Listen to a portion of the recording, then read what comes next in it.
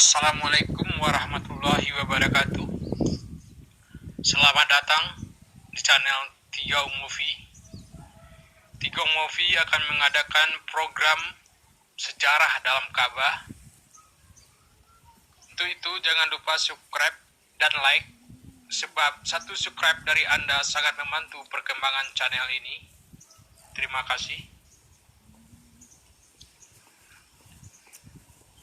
Asal-usul nama Padang Dua. Padang Dua termasuk 15 kampung tua di Minangkabau.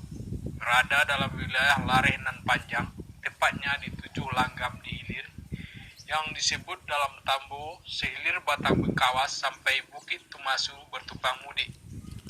7 koto di dalamnya: Padang Dua, Galogandang, Turawan, Balimbiang, Kinawai, Sawakari, Bukit Tamasu. Saat ini Padang Dua termasuk dalam wilayah pemerintahan Nagari Tiga Koto, Kecamatan Rambatan, Kabupaten Tanah Datar, Sumatera Barat. Padang Dua saat ini dikenal dengan daerah destinasi wisatanya yaitu Awu Sarumpun, serta acara Alek Nagarinya yang disebut dengan Panjang. Konon nama Padang Dua berasal dari kisah Raja Sutan Kalam Kabui. Pada zaman dahulu, kerajaan Sumani dipimpin oleh seorang raja muda yang tampan dan sakti.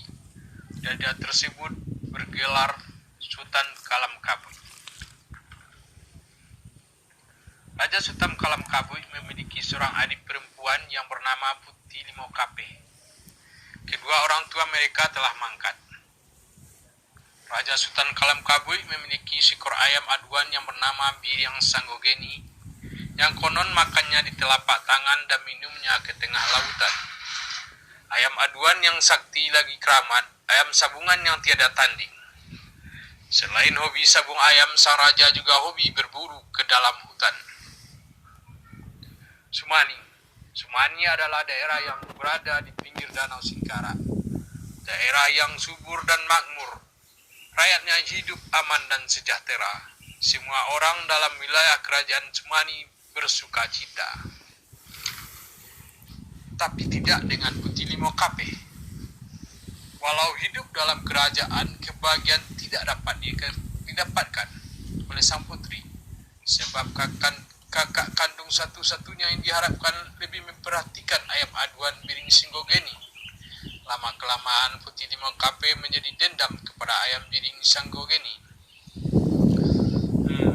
Si Biring Sanggogeni lah penyebabnya.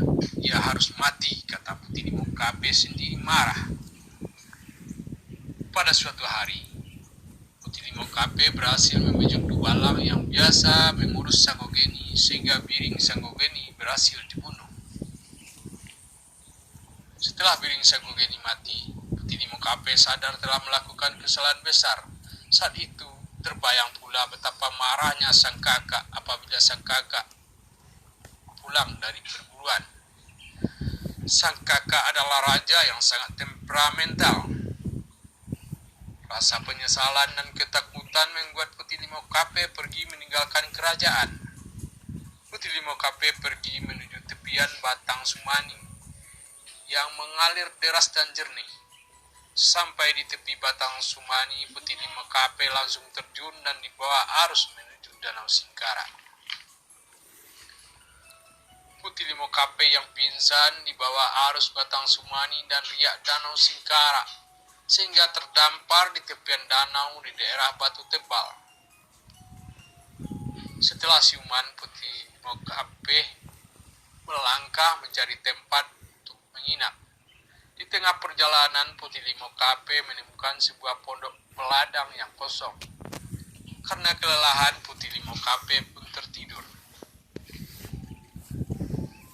Kerajaan Sumani. Sepulang Raja Sutan Kalam Kabui dari perburuan, Raja mendapat kabar kalau ayam kesayangannya telah mati dibunuh oleh adik kandungnya sendiri. Betapa marah dan murkanya Raja saat itu. Semua penghuni istana ketakutan melihat kemarahan sang Raja. Raja Sutan Kalam Kabui mencari adiknya di dalam istana, tapi tidak ditemukan. Tidak tidak seorang pun penghuni istana yang berani bicara. Semuanya diam ketakutan. Dari Dubalang Jaga, Raja Sutam Kalam Kabui mendapat informasi kalau Putih Limau Kape pergi ke tepian mandi yang berada di tepi Batang Sumani. Raja Sultan Kalam Kabui bertambah marah karena tidak menemukan Putih Limau Kape. Rasa marah dan kesal dan kecewa dilampiaskan oleh Raja Sultan Kalam Kabui dengan mengutuk batang air Sumani yang jernih menjadi keruh. Karena kesaktian Raja Sultan Kalam Kabui, maka batang air Sumani keruh sampai sekarang. Beberapa hari kemudian, setelah hati Raja Sultan Kalam Kabui tenang, maka timbullah kesadaran di hatinya kalau perbuatan Putih Limau Kape membunuh ayam Biring Sigogeni karena kesalahan dirinya sendiri. Sebab selama ini dia lebih perhatian kepada ayam sehingga lupa dengan nilai kasih sayang kepada adiknya sendiri.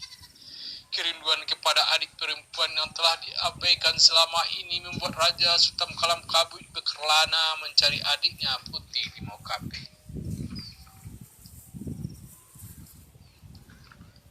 Peladang pemilik pondok mengantarkan Putih Limau Kape ke rumah Inyek Galundi. Inyek Galundi yang mengantarkan Putih Limau Kape ke Teratak Sarang Alang, tepatnya ke rumah Datuk Raju Batuah. Putih Limau Kape diangkat menjadi anak oleh Datuk Raju Batuah dan menetap di Teratak Sarang Alang. Di sebuah pekan, Raja Sultan Kalam Kabui mendapat kabar dari si Alang Bangke kalau adik Raja Sumani yang diangkat anak oleh Datuk Raju Batuah di Teratak Sarang Alang akan menikah. Mendengar berita tersebut, Raja Sultan Kalam Kabui segera menuju Teratak Sarang Alang. Memang benar apa yang dikabarkan oleh si Alang Bangke, kalau Putih Limau Kape akan menikah. Putih Limau Kape tidak bisa dibujuk oleh Sultan Raja Kalam Kabui untuk kembali ke kerajaan Sumani, dan mereka menetap di sana. Sebelum pesta pernikahan, Raja Sultan Kalam Kabui mendirikan gelanggang yang bernama Gelanggang Sultan Kalam Kabui. Begitu meriahnya pesta pernikahan Putih Limau Kape di Teratak Sarang Alang. Saat itu Raja Sultan Kalam Kabui dan Datuk Raju Batuah berjalan-jalan sekeliling Teratak Sarang Alang. Di saat tersebut Raja Sultan Kalam Kabui melihat sebuah padang yang sangat luas dan dia berkata, "Padang dua, Datuk." "Laweh padang dua, Datuk." "Ya, padang dua, padang dua." "Ya, padang dua," jawab Datuk Raju Batuah. Sejak saat itu semua wilayah bernama Padang Dua.